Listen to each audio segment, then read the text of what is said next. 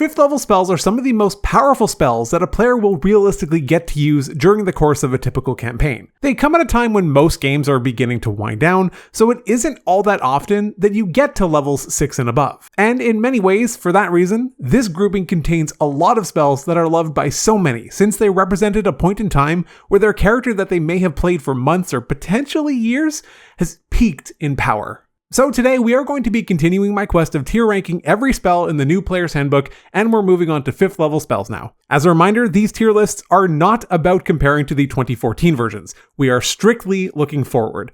I may occasionally make reference to a change from 2014, but it will not have any impact on the ranking. Secondly, and way more importantly, I've put the tier descriptions on screen, so please take a minute to read them and understand them, and know that just because something might appear in C or even D tier, it does not mean that that is a bad spell by any stretch. These lists are about the general applicability of spells and not how good or bad they may be in some very niche situation or hyper-specific multi-class combos. And it's not an optimizer's list either.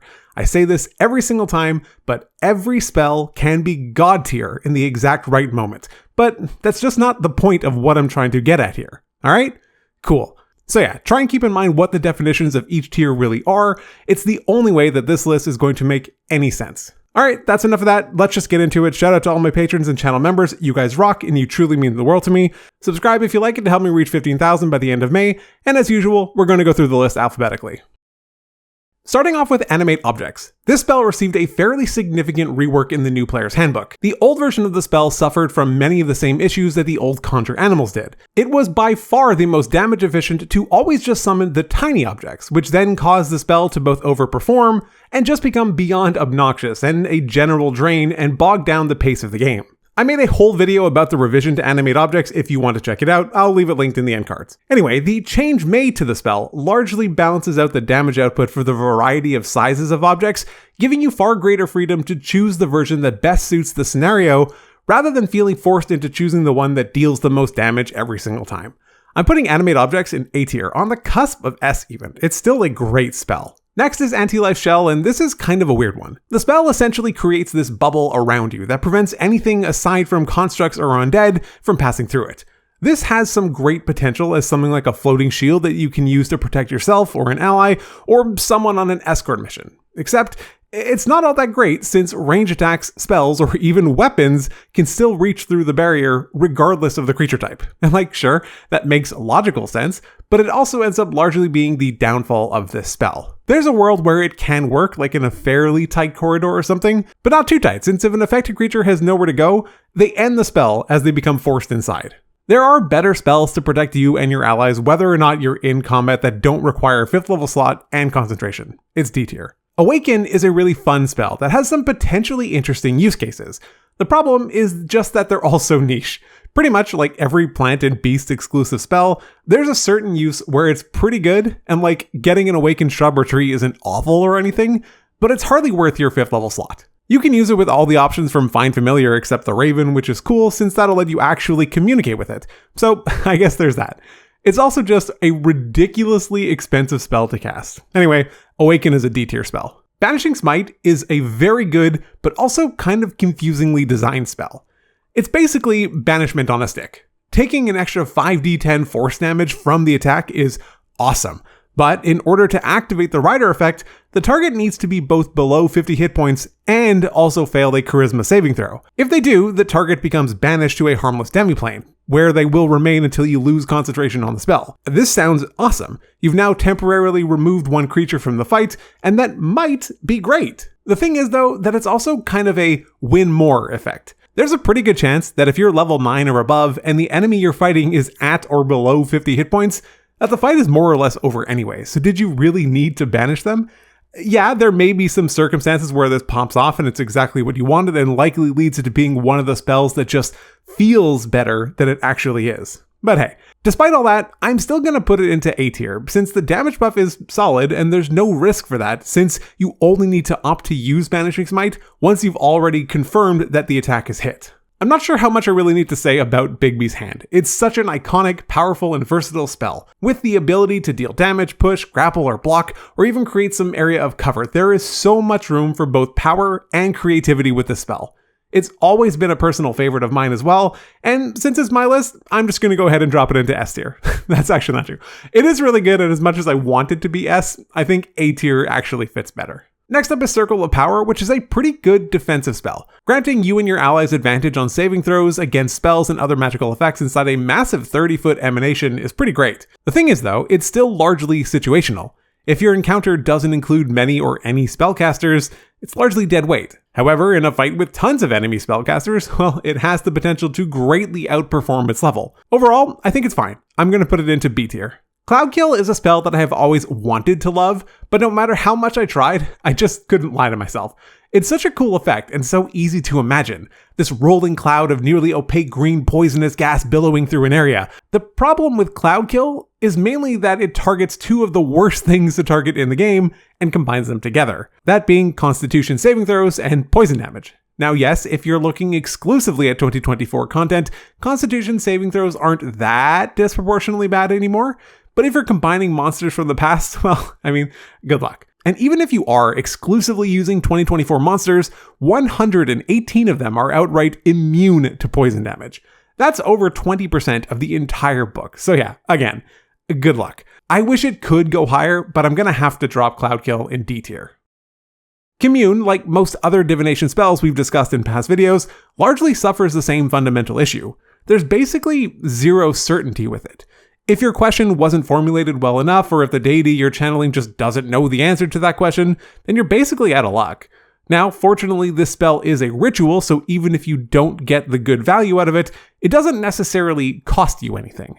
However, each subsequent cast before your next long rest results in a cumulative 25% chance at getting no answer at all. So it's not really worth it to just spam cast it either. Overall, I still like this spell. I love the idea of basically all the divination spells. I think they're so fun. They're probably my favorite school of magic.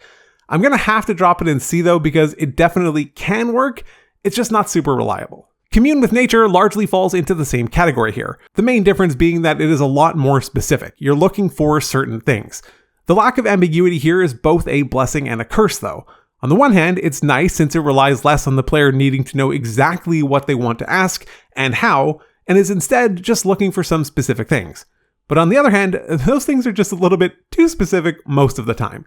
In a certain type of exploration-heavy campaign, this can totally pop off, but I don't think it's doing all that much heavy lifting in most games. Conveniently, this one is also a ritual and does not come with an increasing failure rate. Still, it's sadly going to be relegated to D tier. Next up is Cone of Cold, and this is one of those blast spells that sounds like a great idea until you think about it for a minute. It targets creatures in an enormous 60-foot cone. That's really big. And you're dealing 8d8 damage to anything within that area of effect. This is great damage output, since it's very likely that you're going to be able to capture multiple targets with the spell effect. The problem is that cones are famously tricky to successfully place and not impact at least some of your allies. And given that the spell does not let you choose targets, it just hits everyone in the area, it could be difficult to pull off. For that reason, I'm going to drop it into C tier, but make no mistake, if you can make it work and not cryogenically freeze the rest of your party, it's a total banger. Next up is Conjure Elementals, and I'll be honest, the more times I read the spell, the more I realized it's actually worded terribly. I get what it's going for, but there's something like 4 possible ways that this could be interpreted, and I spent far too long trying to land on the correct one. I was inches away from making my own murder board here. Anyway, Conjure Elementals is just not a good spell. A 5th level spell that deals single target damage on a save or suck basis that you also need to maintain your concentration on and need to have well positioned is just not good. At least you do get to choose the damage type though. But to add insult to injury, they felt the need to nerf this poor guy in the latest errata, changing the scaling from 2d8 to 1d8. Why? Conjure Elementals, it's an F tier spell. Moving on to Conjure Volley, this spell is an absolute rain of death for rangers, which is totally fair since it's the highest level spell slot that they'll actually gain access to. This ridiculous 40-foot radius, 20-foot high cylinder just lets you pummel a small country, dealing 8d8 force damage to any creature that fails its saving throw. And conveniently, you can choose not to impact any of your party, unlike with Cone of Cold, which serves to make this so much stronger. Conjure Volley is definitely an A tier spell. Contact Other Plane. Again, this just hurts my heart because I love the divination set of spells so much. I think they're so fun, and Contact Other Plane has vibes that are literally god tier. But again, like basically every other spell similar to it, it's so heavily dependent on your DM. Some, for whatever reason, choose to take it as a personal challenge to willfully misinterpret your questions and give players grief. And on top of that, if you fail a saving throw on this one, you can end up taking some damage and become incapacitated. Despite this one being a personal favorite of mine, I find it so hard to actually recommend it.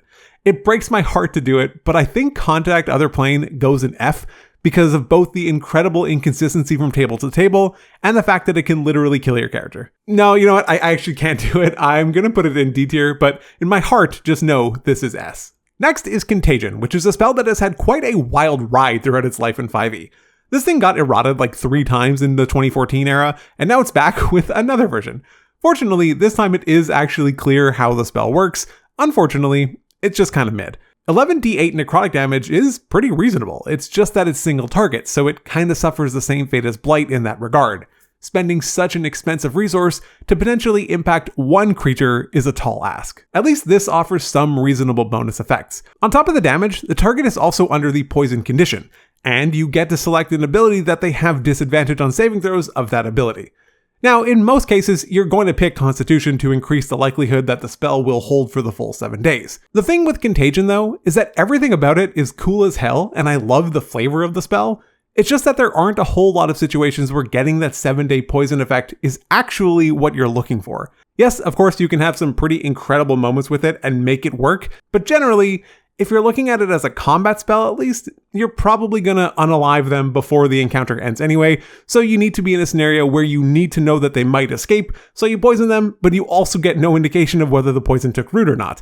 I think it's a cool spell, but the desired use case is just too niche. It's going in D. Next is Creation, which is one of those spells that offers a lot of creative and flexible options, but a lot of what I've come across always seems to verge on the very wacky and silly possibilities. Things like creating something like a 5-foot cube of iron that weighs a few thousand pounds and just placing it directly inside the BBEG's head or body.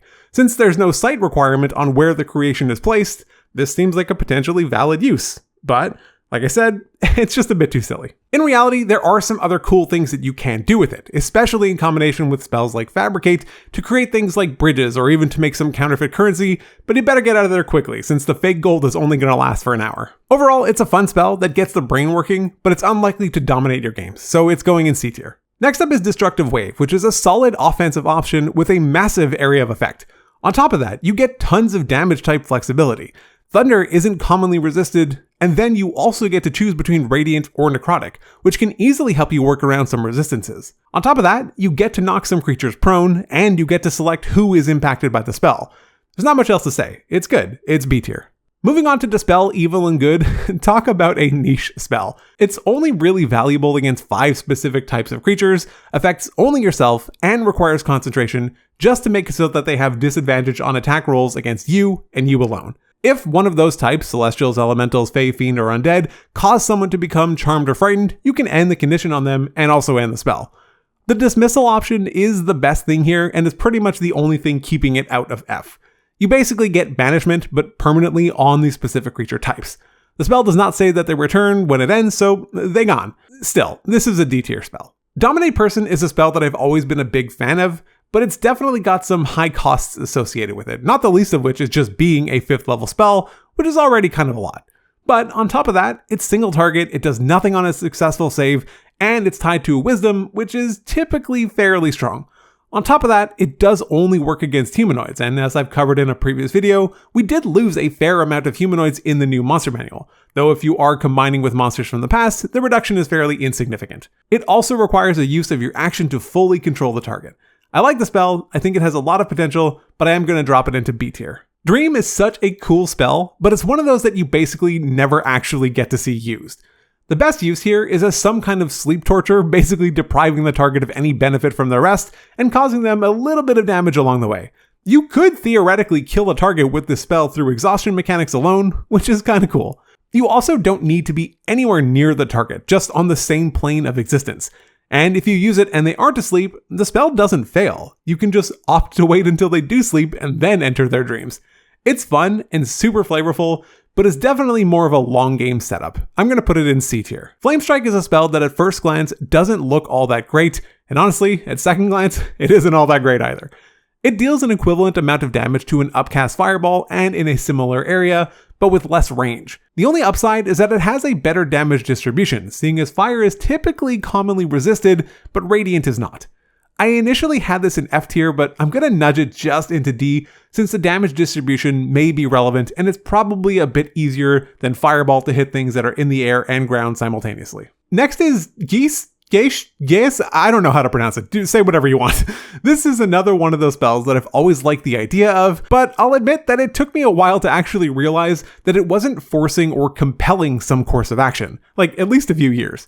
The reality is that a failed save just subjects the target to the charm condition and causes them to take damage if they act in a manner that is contrary to your command. The thing is that the damage is only taken once per day at a maximum. Now, the flip side of that is that the target probably doesn't know that. If they do something counter to your orders and they take some mind-bending damage, odds are most aren't going to try this a second time.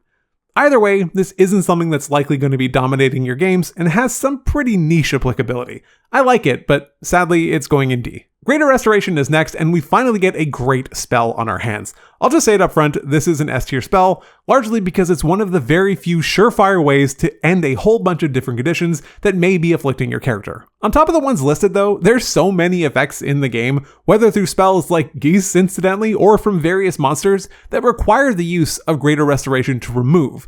So the spell ends up being substantially better than it appears in the text. It's expensive-ish to cast, given that 100 gold of diamonds is consumed, but by this point in the game, it shouldn't be causing all that many issues. Anyway, like I said, Greater Restoration is S tier. Next is Hallow, which is a spell that probably isn't getting cast all that often. You probably haven't ever seen this being cast. The biggest reason for that is likely the 24-hour casting time. It literally takes an entire day to cast this thing. That said, clerics with access to Divine Intervention in 2024 can effectively cast this instantly, which can lead to some pretty insane results. Anyway, there's actually a good amount of uses here. It can be used defensively to protect a camp or a small town or village that you're staying in, or in certain circumstances, it could also be used offensively if you're able to have it cast in time and stay hidden before adventuring into a cave or ruin or something of that nature. There's also just tons of different options to choose from. The vulnerability choice is particularly spicy though. All that said, I think Hallow has all the makings of an A tier spell, especially if you're a cleric of at least 10th level. Next is Hold Monster, and while this is still a save or suck spell, I think the potential it offers justifies the risk in most situations. The spell can target any type of creature, unlike Dominate Person, which, as we discussed earlier, only works with humanoids. Also, Paralyzed can be an absolutely devastating condition to inflict, and that can lead to marshals in your group going to town on an enemy, or even just keeping them out for a while. It's also on plenty of lists, which makes it just so widely accessible. I'm dropping Hold Monster in A tier. This video is sponsored by DSCRYB. Most people know DSCRYB for all their incredible descriptions of creatures and locations, but did you know that they also have these amazing spell descriptions as well to really help sell the moment, whether you're running it as a DM or a player? I love reading through these when I have an idea of how a scene is going to play out to get inspired and to make sure that I don't flub it in the moment. Plus, in a world where AI is quickly taking over everything, all of the content at DSCRYB is created by humans, which truly makes it one of the best resources available for any TTRPG fan today. Go check out DSCRYB for free using my link in the description and the pinned comment with code INSIGHTCHECK, and you'll double the duration of your trial to a full month. Thanks again to DSCRYB for sponsoring this video. Insect Plague is next, and this spell is just not great. The best thing it has going for it is its absolutely enormous 300-foot range, but beyond that, it offers poor damage and it's tied to a less than ideal save. There can be some instances where the difficult terrain can be nice, but honestly, there's more effective and lower level spells that can achieve a similar effect. This is D tier. Next is Jalarzi Storm of Radiance, and this is actually a brand new spell for 2024. Unfortunately though, it's just not all that great. When I first read it, I thought it was really cool, but the longer I stewed on it, the less impressed I became. As far as the damage goes, it's like Insect Plague. It's a total of 4d10, but at least it's split between Radiant and Thunder, which are fairly reliable damage types. But still, a 5th level slot to deal like 20 average damage, assuming that they fail their save when that save is Constitution, it's not all that likely. The flashier part of the spell is causing both the blinded and deafened conditions and preventing spells with verbal components from being cast within it. The problem is that the radius is pretty small, so even if your target is in the dense center, they can just walk out and cast their verbal spell. And yeah, they're blinded, so depending on how you handle that kind of thing at your table, just leaving might be slightly complicated, but that further increases the unreliability of the spell since it can be handled in so many different ways at so many different tables. I'm going to drop it in C tier. I think there's a world where it can be just the right tool, but it might need to be combined with something else. Moving on to Legend Lore, this to me is such a fun spell. I had a player use this a few times in a previous campaign, and I loved it. As a DM, you can let your players peek behind the screen for just a little bit with this, and reveal some information that's maybe cryptic enough to freak them out, but solid enough to make them feel like they did a cool thing. The best part of the 2024 version of the spell is the last line, which states that you hear a sad trombone play if the famous thing that you're looking for information on isn't actually famous. The spell is on the expensive side to cast, but I think it has a great opportunity to be an incredibly fun spell for both a player and a DM when the spell is cast at just the right moment. So I'm going to place this in C tier. Mass Cure Wounds is next, and like most healing spells in the game, this one got a solid buff with the new player's handbook. 5d8 plus spellcasting modifier healing up to 6 creatures is pretty reasonable healing and is definitely worth placing this in B tier. There's not much else to say about it. Next is Mislead, and I think this one likely falls into the category of being more of a DM spell. There's definitely some shenanigans that you can pull off with it, but it's unlikely that they're going to be rocking your sessions. It can be used for scouting, but Arcane Eye would likely be more effective and cost a full spell level less. Maybe if you happen to have it up during combat, it might soak some attempted hits. Overall, it's an interesting spell that does make you think about some of the potential opportunities, but I don't think many of them are panning out all that well. I'm placing this in D tier. Modify Memory is so cool and so fun. I think it's also an iconic spell that's yet another one that makes you think about all the different kinds of things that are possible. Modify Memory, when used, can absolutely lead to some campaign-defining moments. No, it's not a crazy flashy combat spell, but that's not what it's here for either. I'm going to put this in C tier, maybe on the cusp of B, since it is an effective tool at doing exactly what it says, but not a lot else, but does leave some room for some interesting creativity. Passwall is one of those spells that when you're starting out, you read it and you're like, this is insane, this just gets around everything. And then the longer that you think about it, you realize that it's actually not all that great.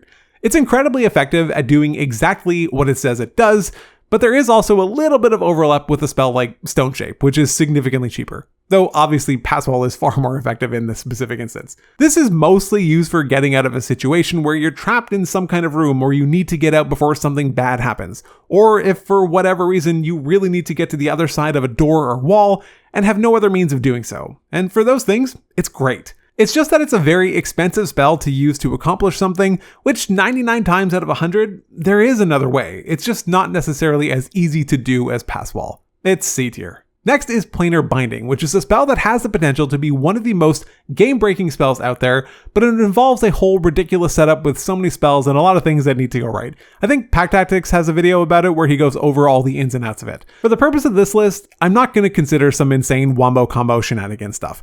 I don't think 99% of players will ever deal with it, and it's just a little bit much for me.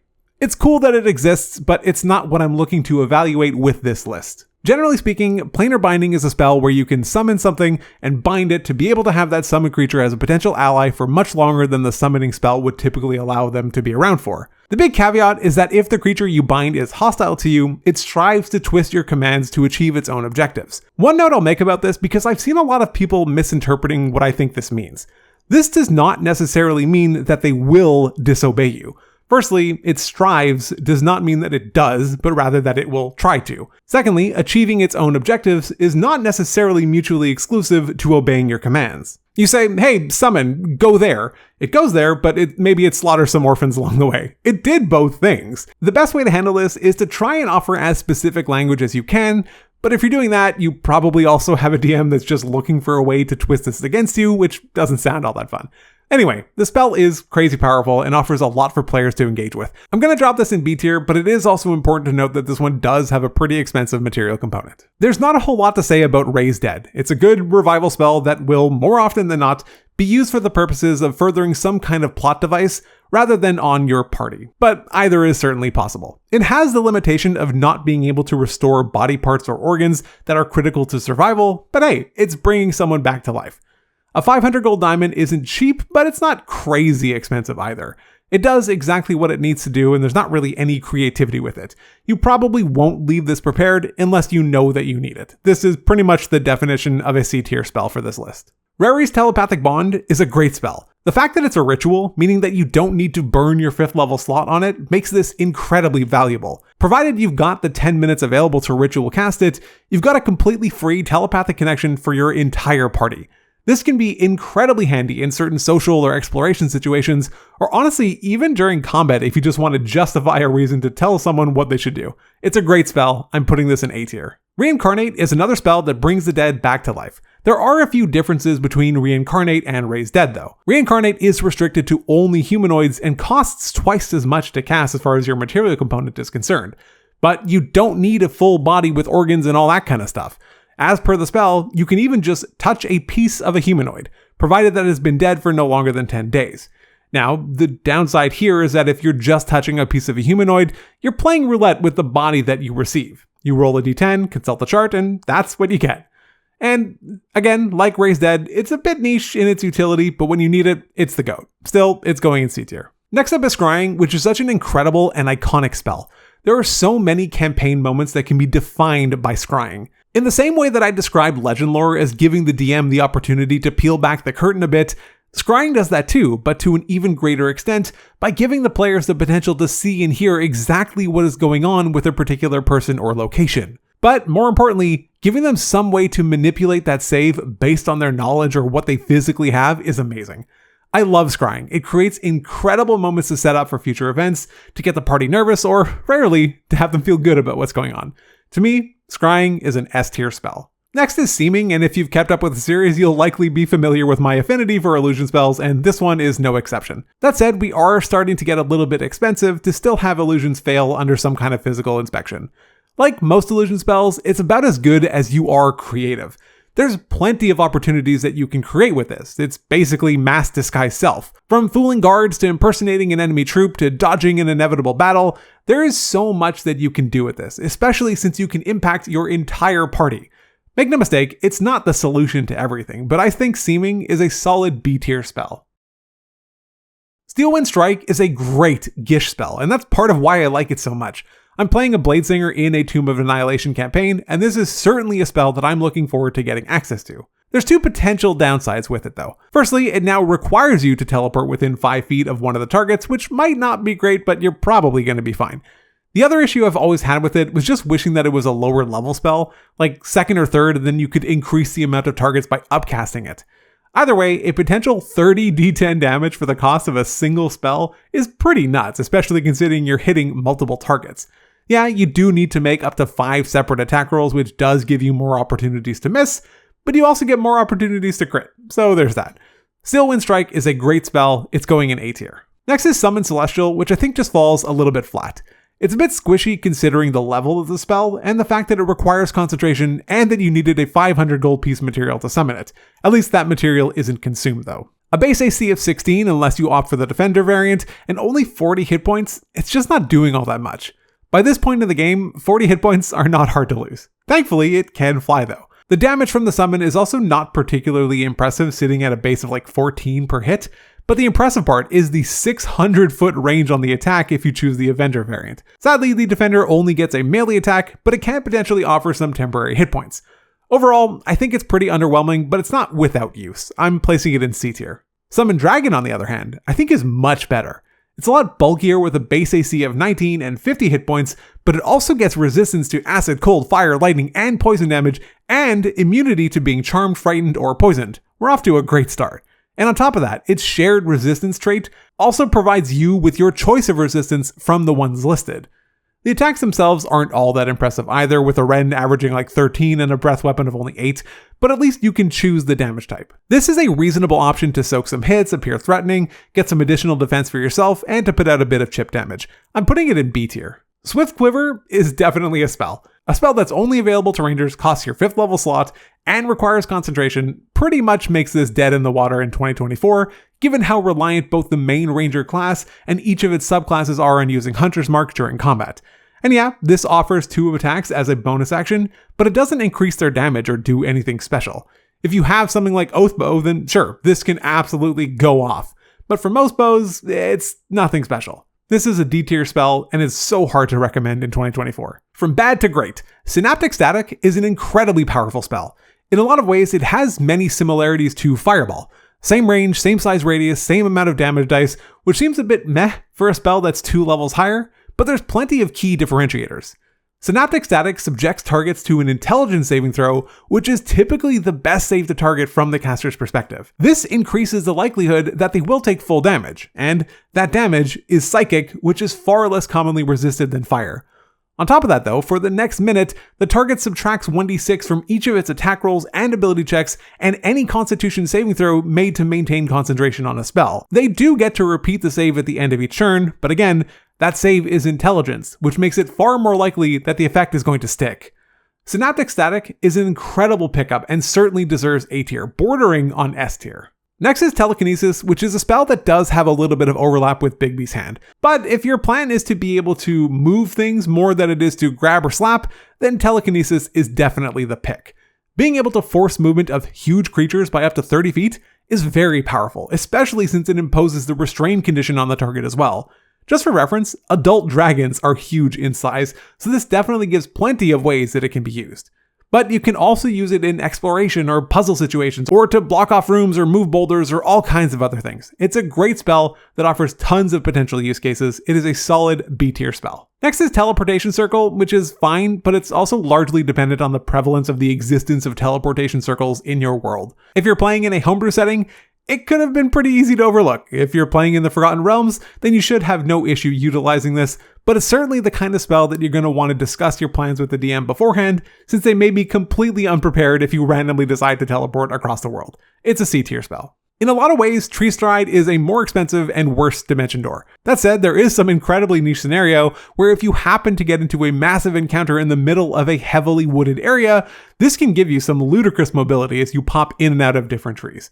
That sounds more fun than it actually is effective, but I mean, it is a thing. I hope you had nothing better to concentrate on though. This is a D tier spell. To the surprise of absolutely no one, Wall of Force is an S tier spell. Getting the ability to completely isolate a target if you opt for the globe formation is just incredible. There's almost nothing they can do to get out of it with the exception of having Disintegrate prepared and ready to go. It gets a bit riskier if you do use this on a caster since they might have the option to teleport through with a bonus action or something like Misty Step, which does actually work to get out of it. Those types of effects, while present though, are not incredibly common. You can also use it to block off access to a location, to buy yourself some time, or create an incredibly defensible position.